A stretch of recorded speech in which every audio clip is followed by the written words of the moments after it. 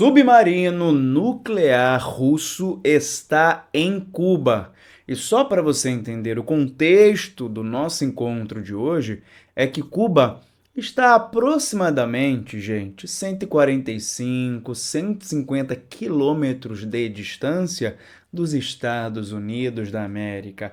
Então, nesse conteúdo, você vai compreender qual o tamanho da treta envolvendo Rússia, Estados Unidos e ela, Cuba. Tá sentindo?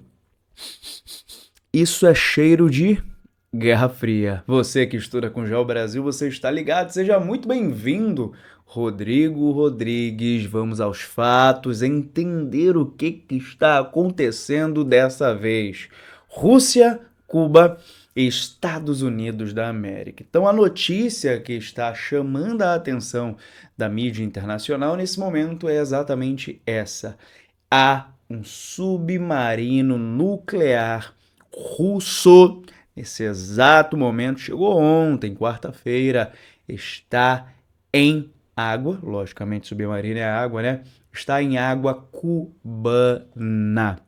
E olha só, eu tive o privilégio e a experiência marcante de estar em Cuba agora, em janeiro de 2024, e eu vou trazer muito contexto dessa minha passagem para você, tá?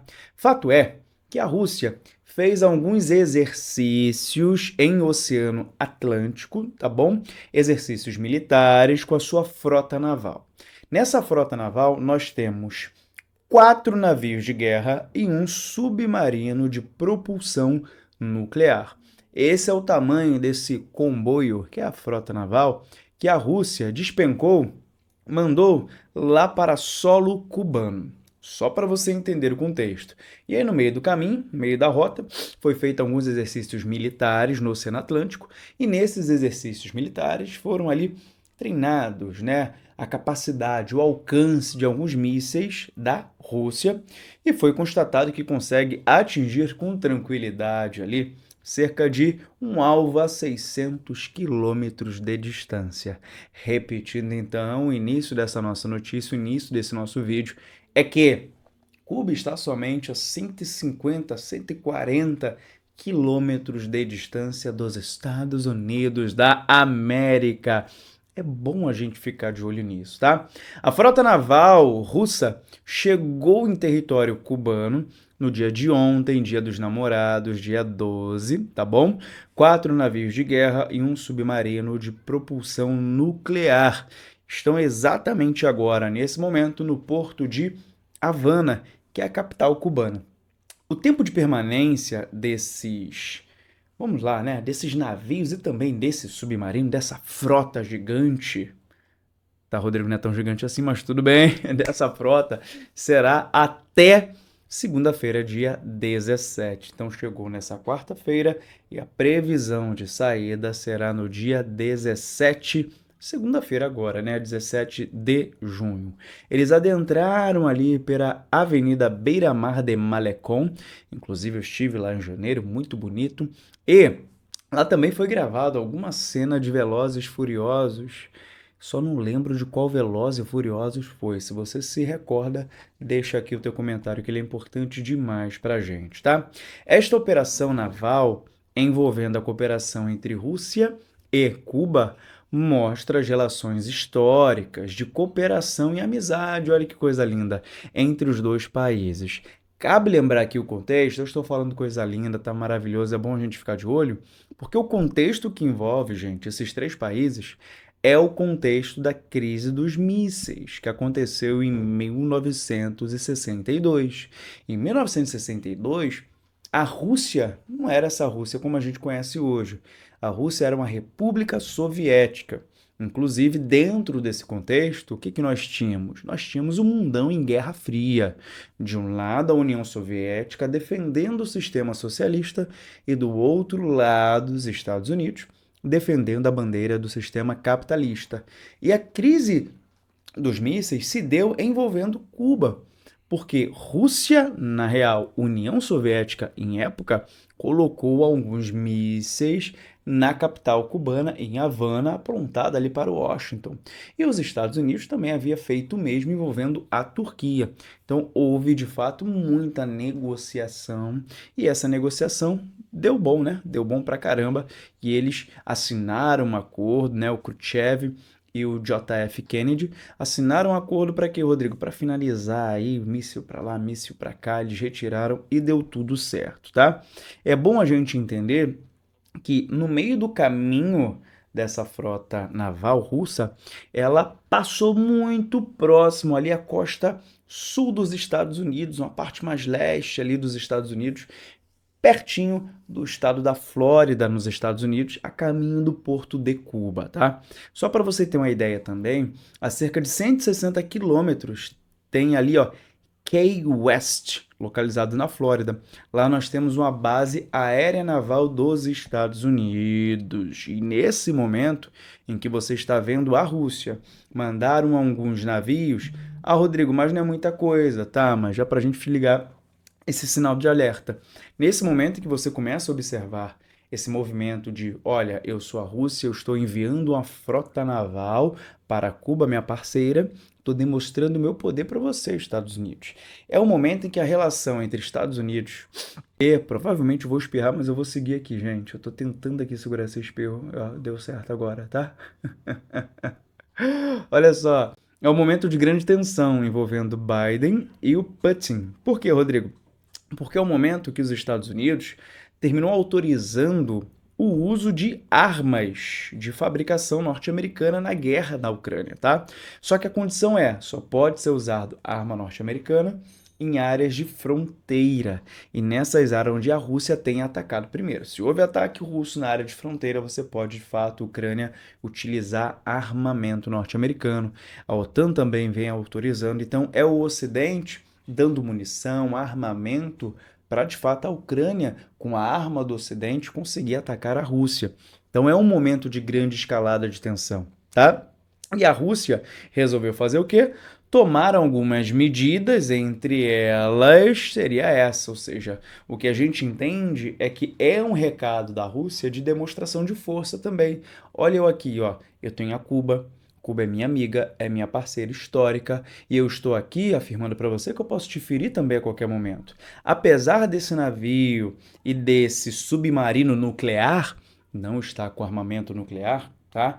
E a Rússia deixou isso muito claro, olha, tem navio e tem também um submarino nuclear. Poderia ter armamento nuclear? Poderia. Poderia ter míssil nuclear? Poderia. Não tem. Então é só um teste, um exercício militar que a gente faz em cooperação de nações amigas. A Rússia deixou isso muito claro em mensagem, falando que em nenhum momento disse que tem um treinamento nuclear, um teste nuclear para ser realizado no sul dos Estados Unidos. E esse é um movimento importante para a gente perceber que o submarino nuclear, o Kazan, ele não tem armamento nuclear.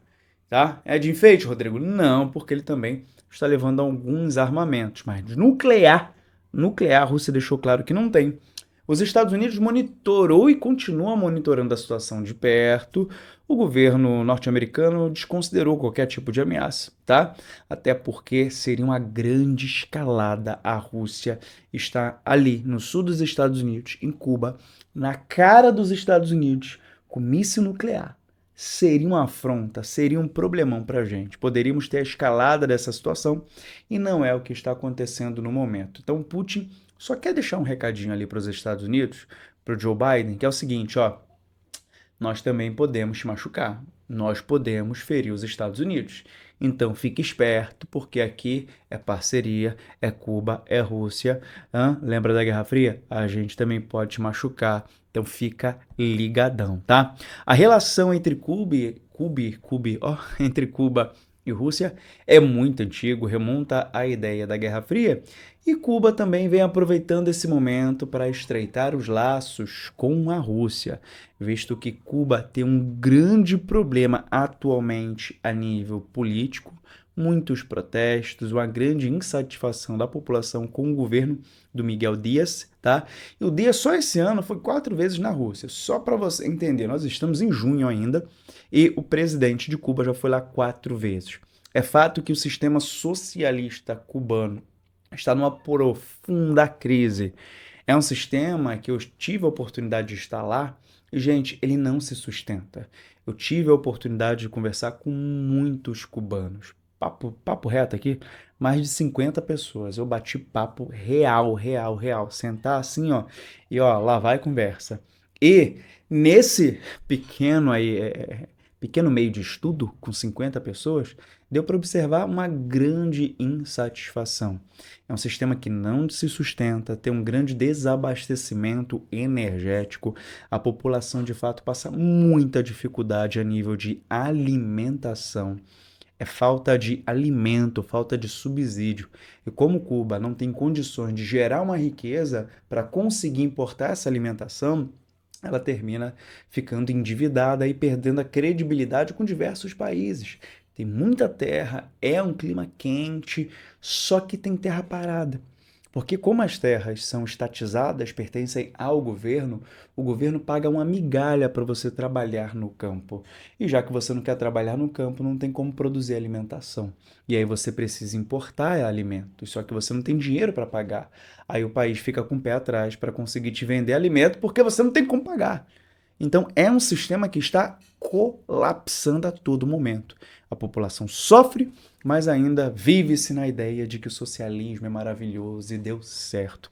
É muito triste a situação que vem acontecendo em Cuba, e Cuba olha para a Rússia e vê uma grande aliada. Até porque só esse ano a Rússia forneceu para Cuba cerca de 90 mil toneladas de petróleo para ajudar no abastecimento energético, além de conseguir emprestar dinheiro e fornecer também subsídios alimentares na medida do possível. Então é para a gente entender, é para a gente ficar de olho, a situação em Cuba é de fato penosa, é dolorosa para a população, é de grande sofrimento, tá? É ali eu vi de perto que o socialismo de fato, olhando para Cuba, não deu certo e é necessária uma reforma urgente no país, uma reforma política mesmo, tá? Repensar o modelo econômico porque ele não se sustenta e quem sofre é a população. Agora me diz o seguinte, deixa eu até encostar aqui, chegar para cá, voltei, ó. Me diz o seguinte, o que você está achando disso? Existe algum perigo dos Estados Unidos retalhar? Você acha que esse movimento pode ter alguma escalada e ter problema real envolvendo Cuba, os Estados Unidos e também a Rússia? Deixa teu comentário, ele é importante demais para o nosso canal e tudo isso que eu acabei de te entregar, eu tirei daqui, ó, do meu estudo, do meu resumo, do meu mapa mental, organização. Você pode ter acesso aqui a tudo que eu estou escrevendo, acessando o Geo Brasil Concursos, que é o nosso curso mais completo de Geografia Geral e do Brasil. É para você que é educador, assim como eu, quer ter uma base de aulas para simplesmente aplicar na sua aula também. É para você que vai fazer algum concurso público, é para você que vai fazer vestibular, prova militar, que tem Geografia do Brasil e Geografia Geral. Esse Geo Brasil Concursos é para você e lá nós temos um módulo só de atualidades, que você tem acesso ao meu mapa mental, ao meu PDF. Combinado? Bom, eu fico por aqui. Um beijo no teu coração. Amanhã eu volto com mais atualidades para você. Eu te vejo no próximo vídeo. Vibra a cada aprendizagem. Assim, ó. Vamos!